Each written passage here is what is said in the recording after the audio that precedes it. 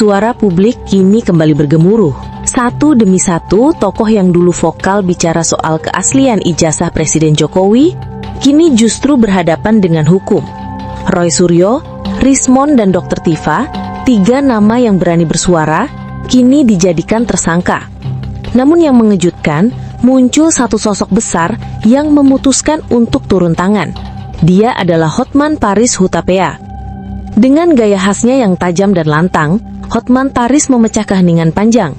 Ia tidak sekadar bicara, tapi pasang badan, membela mereka yang kini diproses hukum hanya karena mempertanyakan kebenaran.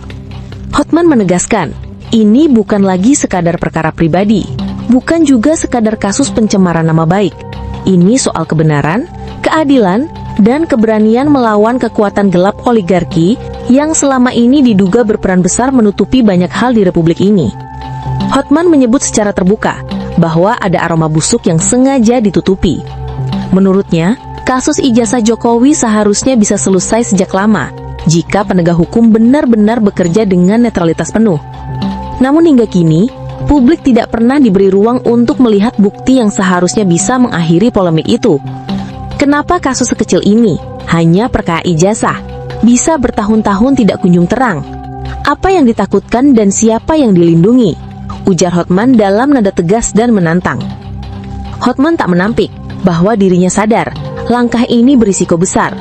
Ia tahu dengan ikut membela Roy Suryo, Rismond, dan Dr. Tifa, dirinya berhadapan langsung dengan arus besar kekuasaan.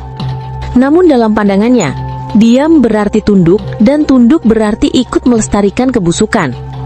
Ia melihat ada tangan-tangan kuat yang sengaja menjaga agar kasus ini tidak pernah sampai ke titik terang. Oligarki, katanya, sudah lama mengendalikan arah hukum di negeri ini, menentukan siapa yang boleh bersuara dan siapa yang harus dibungkam. Hotman membeberkan dengan nada tajam.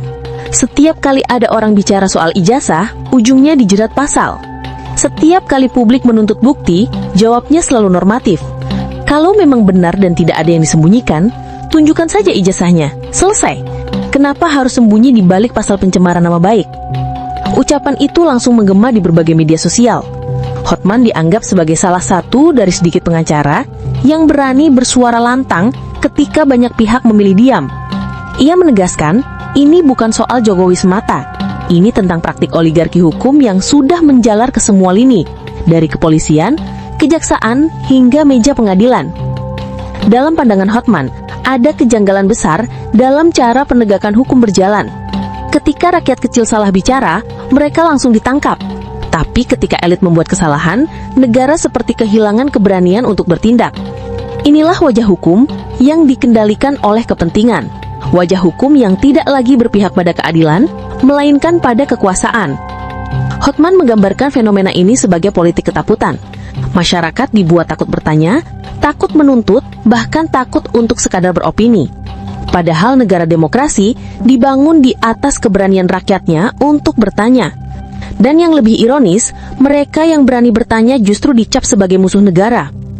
Roy Suryo, Rismond, dan Dr. Tifa kini menjadi simbol perlawanan terhadap ketimpangan itu. Hotman menilai mereka tidak sedang menyerang pribadi presiden, tapi sedang memperjuangkan hak rakyat untuk mendapatkan jawaban yang jujur. Ia berkata tegas, kalau hukum benar, seharusnya mereka tidak diproses karena bertanya. Mereka seharusnya diberi ruang untuk melihat bukti dan memastikan kebenarannya. Namun di balik itu semua, Hotman juga menyoroti niat jahat oligarki yang bersembunyi di balik perisai kekuasaan.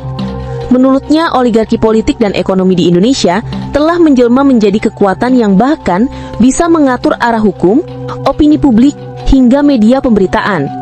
Siapapun yang menyentuh topik sensitif langsung dibungkam. Siapapun yang menggoyang kenyamanan kekuasaan langsung dikriminalisasi. Hotman menegaskan, oligarki itu bukan sekadar kumpulan orang kaya. Mereka adalah sistem yang melindungi kekuasaan, menutupi aib, dan membungkam kebenaran. Dalam kasus ini, katanya, sistem itu sedang bekerja sangat rapi. Kasus ijazah Jokowi tidak pernah tuntas bukan karena tidak bisa dibuktikan, tapi karena tidak boleh dibuktikan. Pernyataan itu sontak membuat publik terbelah. Sebagian menilai Hotman hanya mencari panggung, namun banyak pula yang menilai langkahnya sebagai keberanian yang langka di tengah atmosfer ketakutan politik saat ini. Bagi Hotman, membela mereka bukan soal uang atau sensasi. Ia menyebut ini adalah ujian moral bagi dunia hukum. Apakah hukum di Indonesia masih berpihak pada kebenaran atau sudah sepenuhnya jadi alat kekuasaan? Ia berkata, kalau hukum sudah tidak bisa lagi membedakan mana benar mana salah, maka rakyat yang pasti akan menuntut kebenaran itu sendiri. Dan inilah yang kini mulai terjadi. Rakyat mulai sadar bahwa ada hal besar yang disembunyikan dari mata publik. Hotman juga menyinggung tentang bagaimana lembaga-lembaga negara seolah saling lempar tanggung jawab. Ketika masyarakat meminta kejelasan, satu lembaga bilang bukan wewenangnya, yang lain menunggu perintah. Semuanya berputar dalam lingkaran kebisuan yang aneh. Padahal jika semua transparan sejak awal, polemik ini tidak akan berkembang sejauh ini. Menurut Hotman, transparansi adalah kunci. Kalau ijazah itu benar dan sah, tunjukkan ke publik. Jika memang palsu, proses sesuai hukum. Namun ketika negara justru melindungi misteri dan menghukum orang yang menanyakannya, itu pertanda ada sesuatu yang tidak beres di dalam sistemnya. Kini langkah Hotman Paris menjadi titik balik baru dalam perjalanan panjang kasus ini. Ia berjanji akan membawa perkara ini ke jalur yang lebih serius, menembus sekat hukum yang selama ini dikuasai oleh kepentingan politik.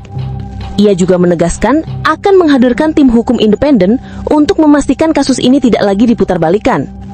Dalam penutup pernyataannya, Hotman menegaskan, hukum tidak boleh tunduk pada kekuasaan. Kalau hukum bisa dibeli, maka rakyat hanya jadi penonton di negeri sendiri. Saya tidak bicara untuk menjatuhkan siapapun, tapi untuk memastikan negeri ini tidak hidup dalam kebohongan. 9 menit berlalu, dan publik kini mulai melihat arah baru. Sosok flamboyan yang biasa dikenal di dunia hiburan, kini berubah menjadi pengacara yang bicara lantang tentang keadilan dan kebenaran. Hotman Paris telah menyalakan api perlawanan hukum, menantang oligarki, dan mengubah kesadaran rakyat bahwa kebenaran bukan milik kekuasaan, tapi milik bangsa. Dan kini pertanyaan besar itu kembali bergema di seluruh negeri. Jika memang tidak ada yang sembunyikan, mengapa kebenaran selalu harus ditakuti?